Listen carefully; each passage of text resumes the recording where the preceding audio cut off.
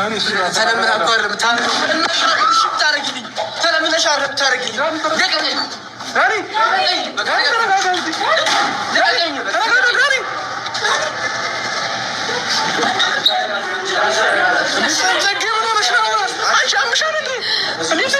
አይደለም ቢያንስ መኪና እንዳይዝሽ ፕሊዝ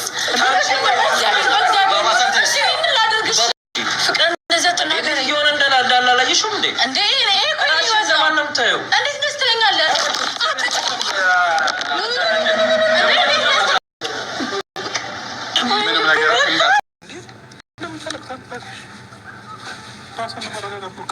የትኛው ነገር ነው ውሸት የሆነው? ገባህ? የመጡት ነገሮች እያንዳንዱ ነገሮች የእናንተም የቤተሰቦችም የተመልካችም ሀሳብ ነበር። ገባህ? የእነሱን ሀሳብ የማታውቁ ሰው አይደለም። ይህን ያህል ዓመት አብረን የኖረ ሰዎች ነን። ዛሬ የምታውቅ ልጅ አይደለሁም። ገባህ? በነገሮች እርግጠኛ የማትሆንበት አይነት ሰው አይደለሁም። አዲስ ባህሪ የለኝም። ትናንትና ዳን ተረጋጋ። ይቅርታ ካሜራ ነው የምትቀርበው። አንዴ ካሜራው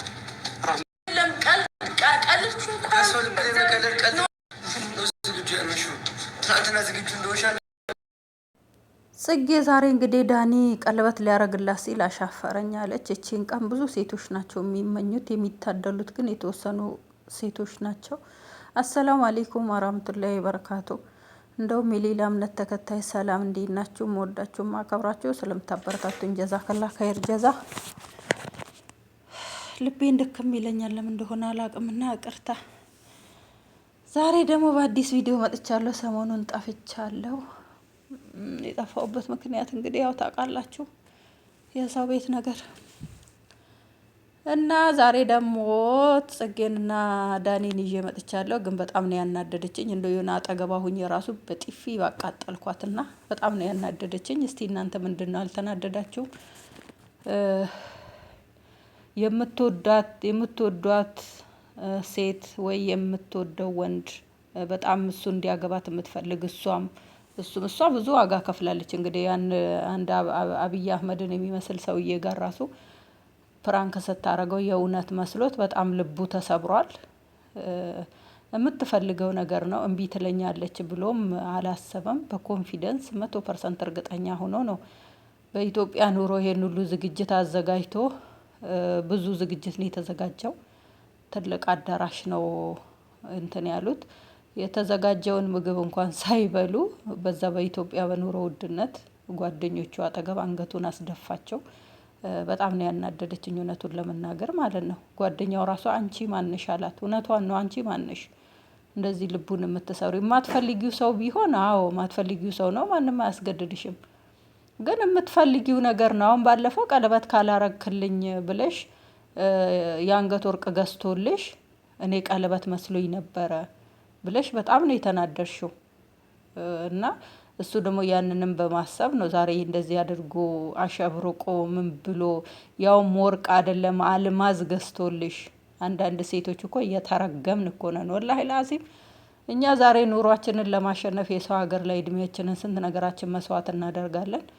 እሺ እድሜ የሚባል ነገር አለ፣ ጊዜ የሚባል ነገር አለ። እኔ በጊዜ እጠቀማለሁ፣ አግብቼ ልጅ መውለድ እፈልጋለሁ፣ ቤተሰቦቼን ማስደሰት እፈልጋለሁ። ብዙ ነገር ነው ስትናገር የነበረው። ከሩታ ጋር እንደዛ ሲሆን፣ ከሌላ ሴቶች ጋር እንደዛ ሲሆን፣ አሁን ብድግ ብለሽ ተነስተሽ እኔ አንተን ላምን አልችልም። እንዴት ነው ማታምኘው? ካላመንሽው ጠይብ ለምንድነው ይሄን ሁሉ ዋጋ እየከፈልሽ ያለሽው? አብራችሁ ነው ተጋግጣችሁ ተመላልጣችሁ ዛሬ እዚህ ቦታ የደረሳችሁ። እናውቃችኋለን ሁለታችሁንም።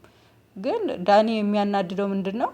ያው የሱ ሌላ ሴት ጋር እየተለጠፉ ምን ማለት ነው? ትቷል ደግሞ እሱንም ደግሞ ወደ ቁም ነገሩ ገብቷል።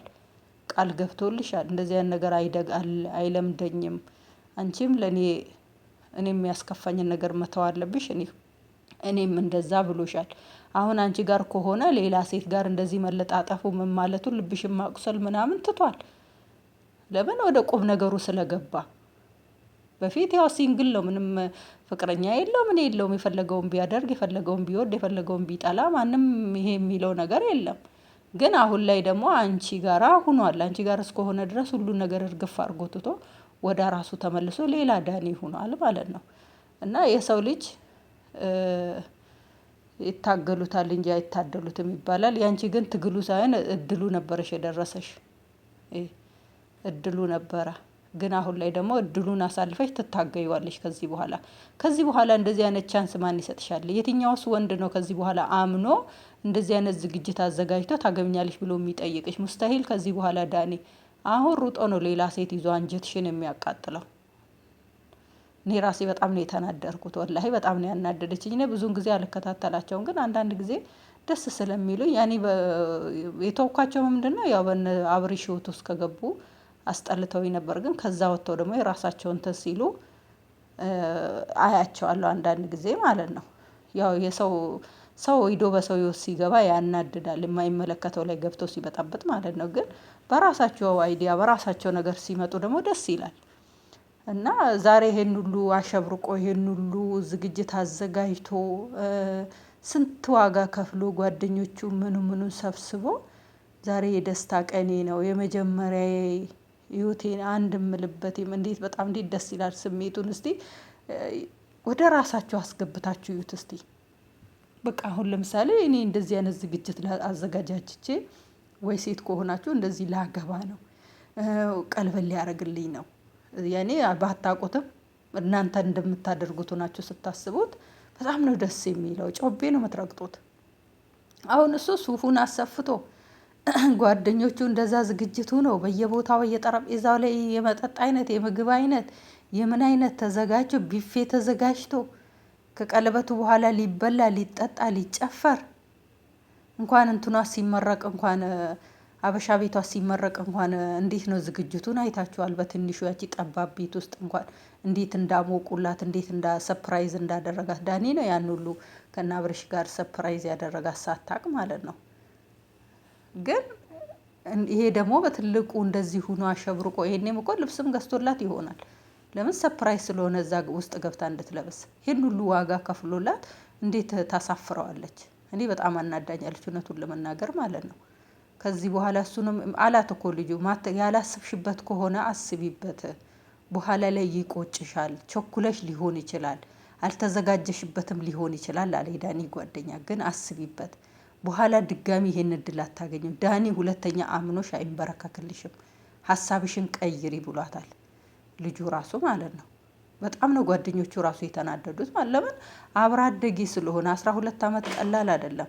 ተያይዘው ነው እዚህ ደረጃ ላይ እየደረሱት። ዛሬ እነሱ በጣም ፈምሰዋል፣ በጣም ታዋቂ ሆነዋል። ዓለም ላይ ያለ አበሻ ሁሉ አይደለም ሌላ ዜጋ ራሱ በእነሱ የማያውቃቸው ሰው የማያቸው ሰው የለም። በጣም ነው የፈመሱት።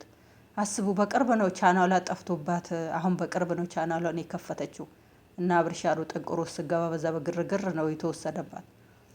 ግን አሁን ላይ ወደ 100 ምናምን ሺህ ገብታለች። ዳኒም እንደዛ። ዳኒም የመጀመሪያ አይደለም ሁለተኛ በቅርብ ነው የከፈተው። በጣም ነው የታወቁት።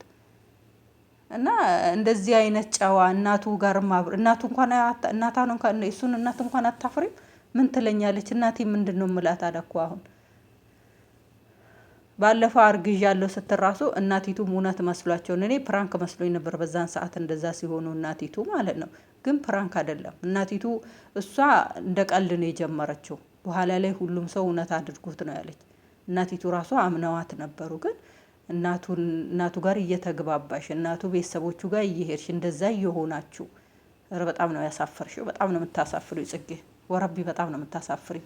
አዎ ሴት ልጅ እኮ ክብሯን መጠበቅ አለባት። ራሷን አልባሌ ቦታ ራሷን ማርከስ የለባትም። ቆፍጠን ስትል አዎ ሴት ልጅ ደስ ይላል። እንደዚህ ያንቺ ደግሞ ቅጣጣ በጣም ነው የሚያስጠላ፣ በጣም ነው የሚደብረው ማለት ነው። ብዙ አርቲስቶች ራሱ ብዙ አሁን አንዳንዶች ኢንተርቪው ሲደረዙ እንደው አጋጣሚ ከመኪና ወርጄ ነው ታገቢኛለሽ የሚል ጥያቄ ብላ አንዷ ኢንተርቪው ስትደረግ ያውም 2 ልጆች 3 ልጆች